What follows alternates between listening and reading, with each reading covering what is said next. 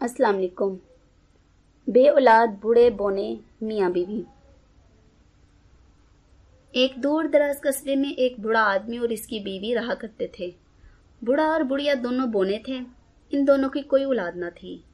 एक रोज बूढ़ी औरत ने कहा, मैं अपने तौर पर अदरक की खमीरी रोटी से एक छोटा सा लड़का बनाऊंगी।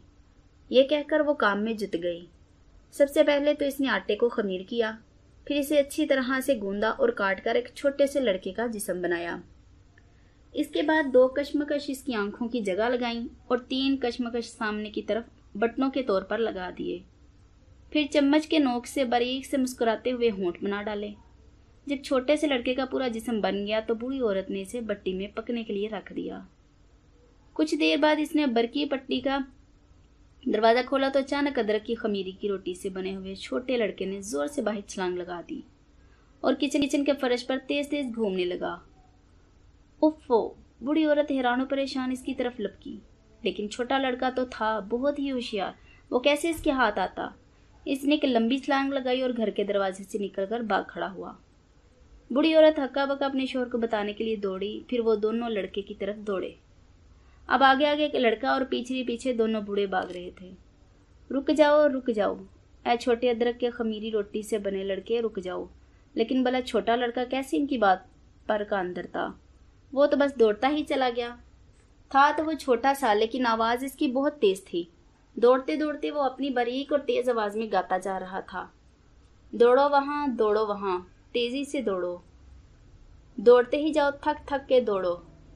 तुम मुझे कैसे पकड़ सकते हो भला, मैं हूं अदरक की रोटी से बना हुआ। दौड़ते दौड़ते छोटा लड़का तो कहीं का कहीं जा पहुंचा, जबकि बेचारा बूढ़ा आदमी और उसकी बीवी दोनों थक कर नाकाम होकर घर वापस आ गए। इधर छोटा लड़का दौड़ता रहा यहाँ तक कि वो एक चरागाह में जा पहुंचा।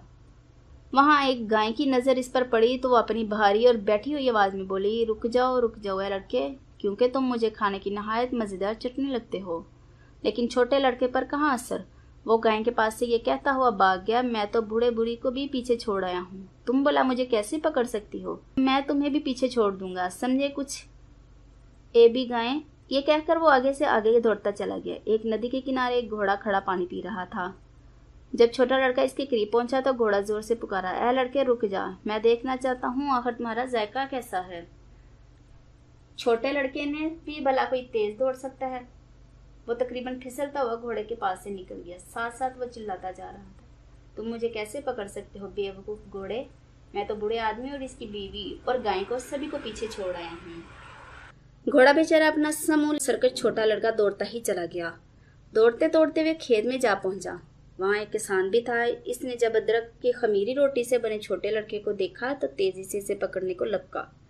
ऐ छोटे लड़के रुक जा, मैं तुम्हें अपनी चाय के साथ नोश करूंगा।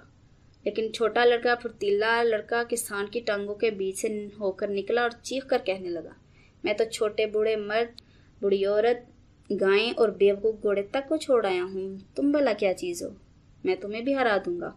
किसान इसके पीछे लपका, लेकिन इसे पकड़ने में नाकाम हो गया। जब किसान भी छोटे लड़के को ना पकड़ सका तो वो जोश में आकर सरकश होकर तेज दौड़ने लगा। लेकिन आखिरकार इसे रुकना ही पड़ा, क्योंकि इसके सामने बहुत बड़ा दरिया आ गया जिसे वो बोर नहीं कर सकता था। मैं मजबूरन एक तरफ होकर खड़ा होकर सोचने लगा, दरिया कैसे पार करूं। इसी स्नाम में वहां एक लूमड़ आ गया। उसने जब अदरक की खमीरी रोटी से बने लड़के को देखा तो बहुत खुश हुआ और सोचने लगा, ये बड़ी मजेदार चटपटी चीज लगता है, मैं इसे जरूर खाऊंगा। क्योंकि लूमड़ बहुत मक्कार और होशियार था, इसलिए इसने एक चाल सोची और लड़के से कहने लगा, आओ छोटे लड़के, तुम मेरी दुम पर बैठ जाओ, मैं तुम्हें बहुत आसानी से दरिया पार करवाऊंगा, बस तुम जल्दी से आ जाओ। अब छोटा लड़का तो था ही बेवकूफ, अपने बड़ों की बात तो इसने मानी नहीं, जबकि मक्कार लूमड़ की चाल में आसानी से आ गया और जल्दी से दुम पर उचक कर बैठ गया। लूमड़ दरिया में उतरा और तैरने लगा। कुछ ही देर गुजरी थी कि इसने छोटे लड़के को आवाज देकर कहा, ऐ लड़के, तुम यकीनन गीले हो रहे होगे, ऐसा करो कि मेरी गर्दन पर आकर बैठ जाओ, दरिया का पानी कहीं तुम्हें गीला न कर सके। लड़के ने यह बात सुनी तो उछलकर लूमड़ की गर्दन पर आकर बैठ गया। जब वो आधा रास्ता तय कर चुके तो लूमड़ ने दोबारा लड़के को जोर से आवाज दी, छोटे लड़के, तुम बहुत भारी हो गए हो, मेरी गर्दन तो थक गई है, ऐसे करो मेरी नाक पर आकर बैठ जाओ। छोटा लड़का आराम से इसकी नाक पर आकर बैठा। लूमड़ से तैरता रहा। आखिर वो दूसरे किनारे पहुंच गया। लेकिन बच्चों, फिर एक अजीब बात हुई। पहले तो लूमड़ का बड़ा सा जबड़ा खुला, फिर जोर से हिप की आवाज आई और इसके साथ ही छोटे लड़के ने चिल्लाना शुरू कर दिया, ओ प्यारे लूमड़, ये तुमने क्या किया? मैं तो आधा खत्म हो गया। वो शोर मचाता ही रह गया। लूमड़ ने दूसरी बार जोर से हप कर डाला। छोटा लड़का फिर चिल्लाता, ए प्यारे लूमड़, मुझ पर रहम करो, मैं तो 3/4 खत्म हो गया हूँ। अब भला लूमड़ कैसे छोड़ देता? इतना तो मजेदार था, और वो भी तो थोड़ा ही रह गया था। इसने फिर अपना बड़ा सा मुंह खोला और तीसरी बार जब हप की आवाज आई तो वहां ना कोई अदरक की खमीरी रोटी से बना लड़का था और ना ही इसका शोरगुल था। लूमड़ ने मजे से अपना मुंह चिल्लाता हुआ एक तरफ चल दिया।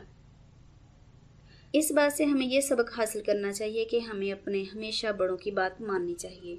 अगर हम छोटे लड़के की तरह बदतमीजी करके घर से भाग लेंगे तो आखिर कब तक भागेंगे? आखिरकार तो चालाक लूमड़ जैसी कोई ना कोई मुसीबत आ ही जाएगी ना, फिर कैसे बचेंगे? इसलिए अच्छी बात तो यह है कि अपने घर में सुकून से अपने बड़ों का एहतराम करते रहें, फिर इंशाल्लाह कोई चालाक लूमड़ आपको नुकसान नहीं पहुंचा सकेगा।